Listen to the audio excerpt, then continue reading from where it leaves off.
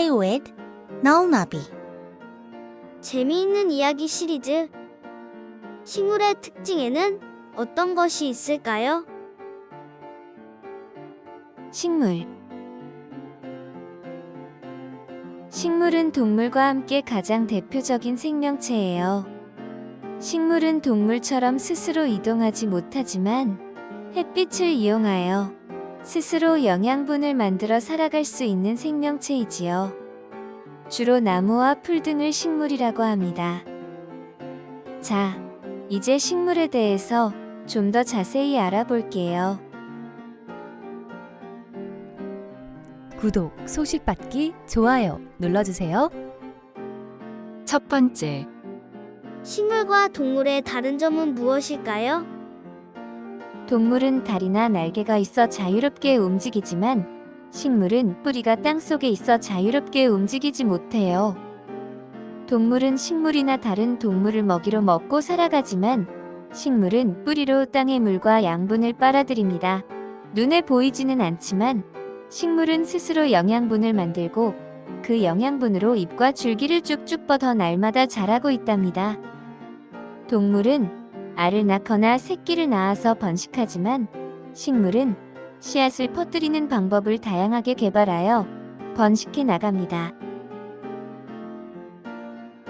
식물은 번식하는 방법에 따라 크게 이끼류를 일컫는 선태식물, 고사리 등과 같은 양치식물, 흔히 나무와 풀을 일컫는 종자식물, 이렇게 세 가지 분류로 나뉘어요. 선태식물은 꽃을 피우지 않고 포자라는 씨앗으로 번식합니다. 양치식물은 포자로 번식, 종자식물은 꽃이 핀 뒤 맺힌 열매 속의 씨앗으로 번식한답니다. 우리가 흔히 볼 수 있는 대부분의 식물은 종자식물로 열매가 맺힌 후 생기는 씨앗으로 번식하고 있지요. 두 번째, 식물의 구조.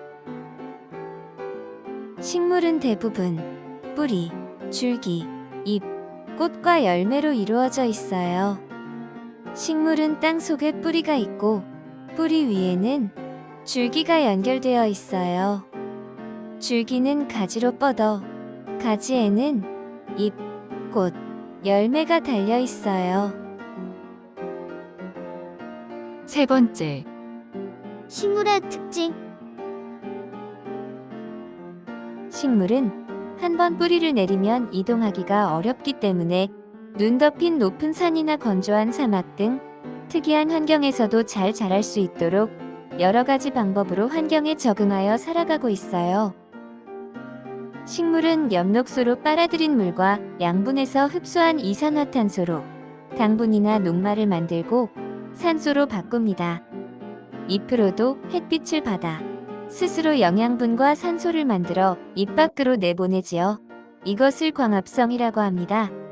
나무가 많은 곳에 가면 상쾌한 느낌이 드는 것이 광합성을 하며 내뿜는 깨끗한 산소 때문이래요. 네 번째, 식물의 역할. 식물은 동물의 먹이가 되기도 하여 모든 먹이사슬에 가장 기본적인 영양분을 제공하는 역할을 합니다. 식물은 우리에게 꼭 필요한 산소를 주기도 하는 지구상의 허파와 같은 중요한 역할을 하기도 해요. 공기 중의 질소를 다른 식물에게도 나누어주는 비료 역할을 하기도 해요. 식물의 뿌리는 지표면을 안정화시켜 다른 생물들이 살 수 있는 공간을 만들어주기도 해요. 다섯 번째, 재미있는 식물 이름. 할미꽃. 꽃이 필 때 머리가 땅을 향하여 굽어 있고 하얀색 털로 덮인 열매가 할머니의 머리처럼 보여서 할미꽃이라는 이름으로 불러요. 쥐똥나무. 열매의 모양이 쥐똥처럼 생겼어요. 도깨비바늘. 열매 끝에 거꾸로 된 가시 모양의 털이 있어 짐승의 털이나 사람의 옷에 잘 붙어요. 애기 똥풀. 줄기를 꺾으면 노란색 액체가 나와서 애기 똥풀이라고 불러요. 생강나무. 잎이나 줄기를 자르거나 문지르면 생강 냄새가 나요. 그 밖에도 달걀꽃, 화살나무, 은방울꽃, 팔손이나무, 분꽃, 집신나물, 인동초, 꽝꽝나무 등이 있어요. 6번째, 식물에게서 얻은 아이디어. 도깨비 바늘 씨앗. 도깨비 바늘 씨앗은 갈로기 모양의 뾰족한 가시가 있어 털이나 옷에 달라붙기가 좋아요. 이를 이용하여 만들어진 생활용품이 있어요. 무엇일까요? 바로 찍찍이 테이프, 벨크로입니다. 연꽃잎. 연꽃잎 표면에 일정한 간격으로 돌기가 나 있으며 잔털이 많아서 물이 흡수되지 않고 미끄러지듯이 흘러내려요. 이를 이용한 생활 속 물건은 무엇이 있을까요? 방수복과 같은 물이 흡수되지 않는 옷감. 생이 가래잎. 연꽃잎처럼 물이 흡수되지 않고 물이 새지 않는 특징이 있어요. 이를 이용하여 배에 코팅제가 만들어졌답니다. 덩굴장미. 둥근 모양으로 덩굴을 만들어 자라고 가시가 많아 사람이나 동물이 접근하기 어려운 특징이 있어요. 이를 이용한 우리 생활 속 지혜는 뭐가 있을까요? 가시 철조망. 허브. 허브는 독특한 향기를 가지고 있어요. 이를 이용하여 방향제와 비누, 향초 등을 만들거나 해충퇴치제 등을 만들 수 있어요. 단풍나무 씨. 단풍나무 씨앗이 돌아가는 모습을 보고 선풍기가 만들어졌다고 합니다. 7번째, 더 알아보아요. 지구에서 가장 큰 나무는 어디에 있을까요?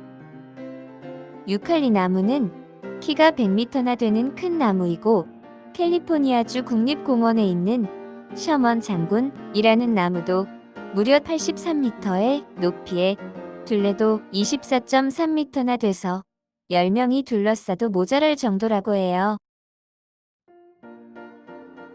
스스로 영양분을 만들지 못하는 식물은 다른 식물의 줄기나 뿌리에 붙어서 영양분을 빼앗아 먹으며 살아갑니다. 라플레시아라는 꽃은 세상에서 가장 큰 꽃인데 지름이 1m이고 둘레가 3m 정도가 된다고 합니다. 몸무게는 8kg이나 된대요.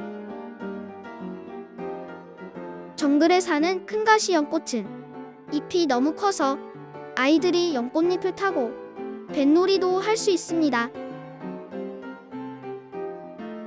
미국 캘리포니아에 있는 세콰이어라는 나무는 나이는 2000살인데 키가 5cm밖에 안 된다고 해서 정말 다양한 식물들이 있다는 것을 알 수 있어요. 속이 비어있고 나이테를 만들지 못하는 대나무는 1년에 30에서 50cm까지 크는 가장 빨리 자라는 풀입니다. 대나무는 평균 60살까지 사는데 죽기 전에 딱 한 번 꽃을 피우고 죽는다고 해요. 무궁화는 말리면 한약으로도 이용되고 있어 목이 아프거나 식중독에 걸렸을 때 독을 가라앉힐 때도 효과적이랍니다. 사막에서는 키가 15m 이상이 되는 선인장들도 있는데 이 선인장 몸속에는 10톤이나 되는 물을 저장할 수 있습니다. 그 덕분에 비가 오지 않는 동안에도 선인장이 사막에서 살 수 있는 거랍니다. 또한 뾰족한 선인장의 가시는 동물들로부터의 공격을 피할 수 있게 합니다. 너울나비와 함께해요.